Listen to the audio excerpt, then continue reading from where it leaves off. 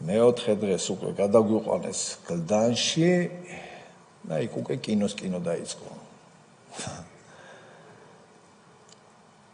იქ რა დაგუმართეს არ ვიცი.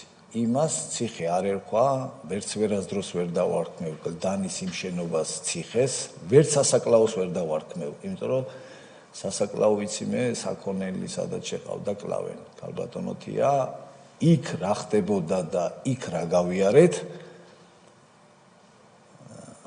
ფიზიკურად ვერ მოვყვევი.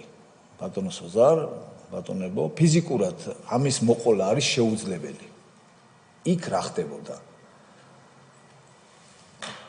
თუ ღამე ფაცაცია გამოვიდოდა და უბრალოდ სიგარეტს მოუკიდებდა და გადააგდებდა, დარწმუნებულები ვიყავით, პირველ კორპუსზე ვიყავი მე აყვანილი, დარწმუნებულები ვიყავით, რომ მიცვალებულს გაიტანდნენ.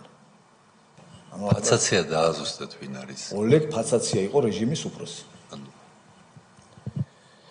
ამასობაში გავიდა რაღაცა პერიოდი, ესე ეტაპობრივად გაყვანა, ცემები, ის და მე არ გამაჩერეს კარანტინში. მე რო კარანტინში შემაგდეს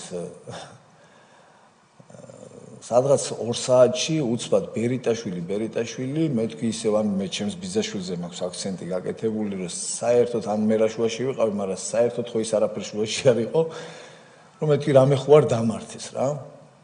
და კარებს აღებენ და მცემენ იმის გულისთვის, რომ მე რა მინდოდა კარანტინში, ახლა მე გავაღე და მე შევედი თუ გასაღები მე მქონდა. აერიათ რაღაც